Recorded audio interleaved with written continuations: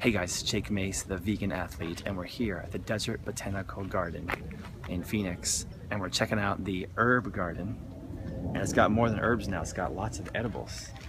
So I'm gonna give you guys a little tour, a little inside look of what the Botanical Garden has to offer here. We got chard, looks like we got some fennel, looks like some other leafy greens like kohlrabi and broccoli, and some cabbage, and bok choy,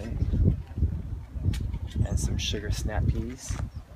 If you look down below, they have some volunteer red Malabar spinach from last year down at the very, very bottom.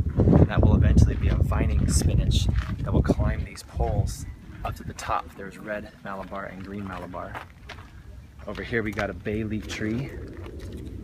I recommend for anybody in Phoenix area, these grow really well. They got potatoes growing above the ground and then below the ground. Looks like they got some good nasturtiums, tomatoes, climbing these really cool tomato cages they look tall enough. See, I would recommend getting tomato cages like this that are tall enough. Some marigold flowers.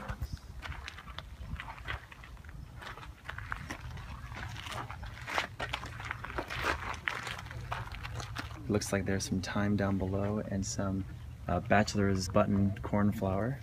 I have those in my garden. Some marjoram. Some pineapple sage, which will get really big, and nice parsley here. They have red Russian, kale, and some viola flowers out there. Looks like they're putting marigolds throughout the garden. See the orange marigolds that will help to deal with pest bugs. It will encourage all the healthy, beneficial bugs. Looks like the sage is going to flower. We got some good creeping oregano.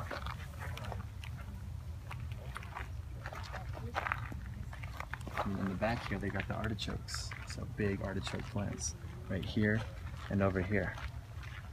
And amongst the artichokes, they've got some chives.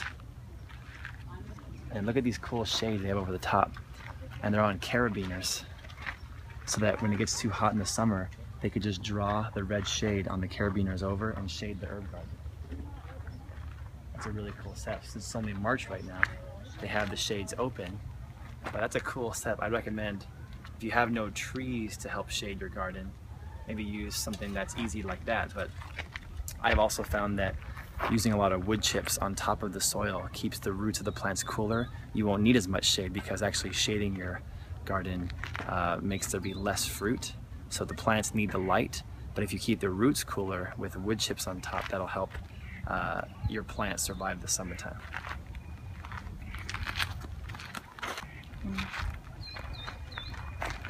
Looks like they're growing some quinoa and some cilantro and some beets and some carrots. It looks like back they have sugar snap peas in the back with some leeks.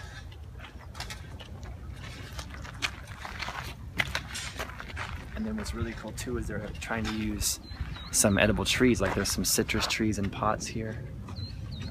And if you walk back toward me this way, we even got 4 or 5 or 6 fig trees, but I want you to see these fig trees. Check it out. This is a newer area of the garden, the edible herb garden, so a lot of the trees are still pretty small. That's a black mission fig. They've got another fig over here on this side. And then, see how they use the roses amongst the fig? Looks really nice, and you can use roses edible or medicinally as well. But check out these 2 fig trees up here.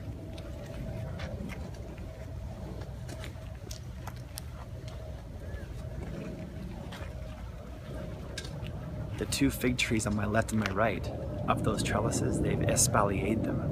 They've made them climb the trellis.